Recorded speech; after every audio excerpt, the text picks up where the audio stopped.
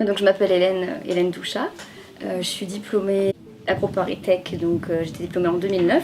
La biologie ça m'a toujours intéressée, donc il n'y avait pas trop de doute pour moi pour faire une prépa BCPST, mais je pensais plutôt m'orienter vers vétérinaire. Et au fur et à mesure finalement je me suis rendu compte que vétérinaire, soigner des animaux, c'est pas vraiment ce qui m'intéresse, ça m'intéresse plus de comprendre comment on produit ce qu'on mange. Donc c'est comme ça finalement que j'ai passé plutôt les concours d'école d'ingénieur et je me suis dit bon allez, je vais m'orienter en production animale, même si ça paraissait pas être la filière la plus porteuse à l'agro. On était 13 sur une promo de 150, mais bon. Et voilà, et mon premier stage, mon stage fin d'études, j'ai travaillé en fait chez Unigrin, qui est un fonds d'investissement. Ils voulaient faire une étude de marché sur la génétique animale, les entreprises de sélection, surtout en porc.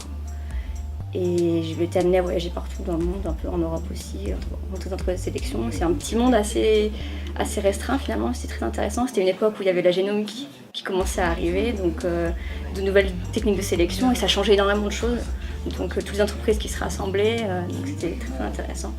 Et suite à ça, j'ai eu mon premier emploi chez Primostein France, qui est l'association d'éleveurs de la race Primostein. Donc il y avait tout ce côté organisation d'événements et en même temps conseil sur la génétique, la reproduction. Et puis mettre en place progressivement la génomique. En fait on commençait à avoir des animaux où on faisait juste un test ADN et des animaux qui n'avaient pas encore de descendance, et on arrivait à savoir, à prédire déjà quand même leur valeur génétique. Donc c'était un bouleversement complet pour tous ces gens qui d'habitude regardaient juste l'animal et puis disaient bah oui tel animal, voilà. Ou alors les taureaux, ils avaient eu plein de filles, donc on prenait toutes les données de production des filles et on disait bah tel taureau il est bon grâce à ça. Et là on arrive à dire le taureau il était encore bébé, il avait 6-7 mois, et on pouvait dire bah tiens lui si tu l'utilises, tu pourras avoir tel progrès génétique dans ton élevage. Donc le Japon c'est vraiment par hasard, parce que c'est mon conjoint. Il a trouvé un VIE en fait au Japon. Et c'était juste après le tremblement de terre de 2011. Ouais. Quand on a su qu'on a décidé qu'on allait rester, il s'est fait embaucher en contrat local. Là j'ai dit bon je vais faire des cours de japonais vraiment. Donc tous les matins j'allais à l'école pendant 4 heures, pendant 1 an. Et voilà, j'ai appris le japonais comme ça. Et ça permet pas de travailler une fois que tu sors de l'école, mais disons que ça a montré, j'avais un diplôme et ça a montré que j'étais impliquée et que j'avais envie de progresser. Et à partir de ce moment-là, déjà, j'ai commencé à avoir des entretiens un peu plus intéressants qui correspondaient quand même à mon profil. Et en fait, finalement, j'avais plus l'âge du VIE, mais c'est via un pseudo VIE que j'ai été une entreprise française qui cherchait en fait à développer ses ventes au Japon. Donc ils voulaient pouvoir avoir quelqu'un qui fasse le lien entre le distributeur et eux-mêmes. Et en fait, dans un domaine très spécifique, qui est la reproduction animale. Et donc je me suis retrouvée ici chez Frontier International, voilà, qui est le distributeur en fait d'une entreprise française.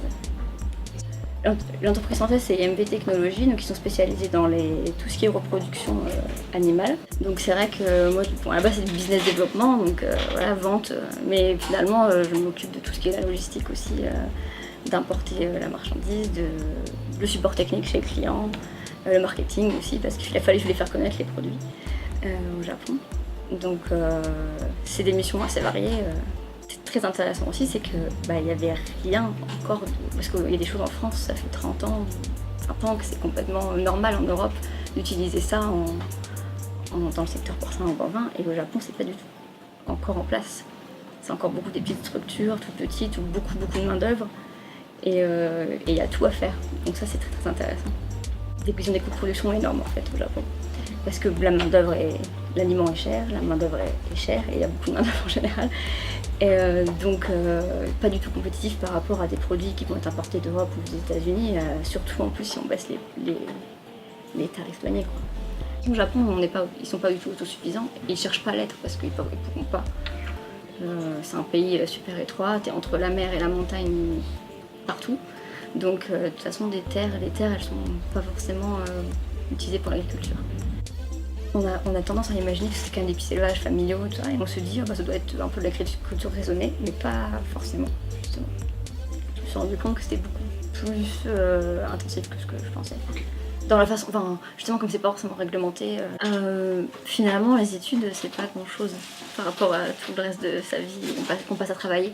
Et donc ne pas non plus se dire je vais faire telle spécialisation, ça va complètement me fermer après. c'est chacun qui crée sa propre expérience. Et en voyageant, on peut même changer de carrière en cours de route assez facilement finalement si on a la volonté et qu'on se dit pas je vais pas y arriver. Il faut, je pense, avoir confiance en soi toujours et puis suivre ce qui nous motive.